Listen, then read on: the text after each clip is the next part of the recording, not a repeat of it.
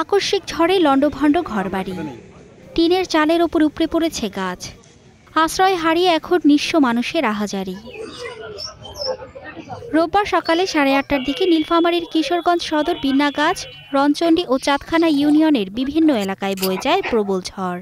এতে উড়ে গেছে ঘরের চাল, ভেঙে গেছে গাছপালা।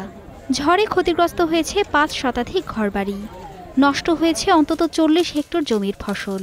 বিদ্যুতের খুঁটি উপড়ে যাওয়ায় কিশোরগঞ্জ উপজেলার বেশ কয়েকটি এলাকায় বিদ্যুৎ সংযোগ বিচ্ছিন্ন হয়ে গেছে। আমার যে থাকা জায়গা নেই, আমার ঘর দিয়েছে, তারপর বিদ্যুৎই পড়িয়েছে, কোন মারা যায়। আমি তখন ঘরের মধ্যে অবস্থান করছিলাম, ঘরের মধ্যে অনেক চাপা পড়েছিলাম, আমার গায়ে ফ্রিজ পড়ছে।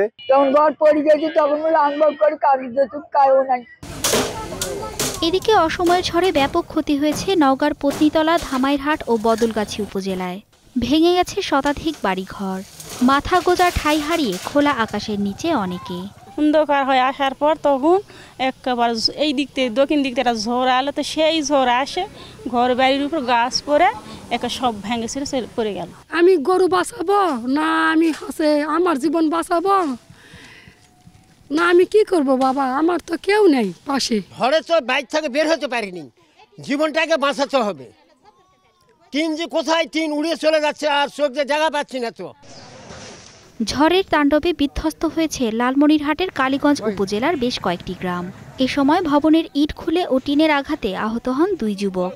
তাদের উদ্ধার করে উপজেলা স্বাস্থ্য কমপ্লেক্সে ভর্তি করা হয়। ক্ষতি তো আরও অনেক হয়েছে, মানে করে ওপাশে আরও 2-3 জন আছে মেডিকেলে।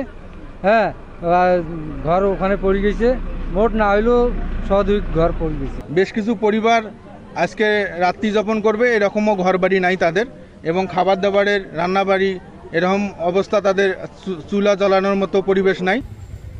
আবহাওয়া অফিসের পূর্বাভাসে চট্টগ্রাম, কক্সবাজার, মোংলা ও পায়রা সমুদ্র বন্দরসমূহকে 3 নম্বর স্থানীয় সংকেত নামিয়ে ফেলতে বলা হয়েছে। তবে উত্তরের 3 বিভাগে ভারী বৃষ্টিপাতের পূর্বাভাস বহাল রয়েছে। Mithila Anjum, star news.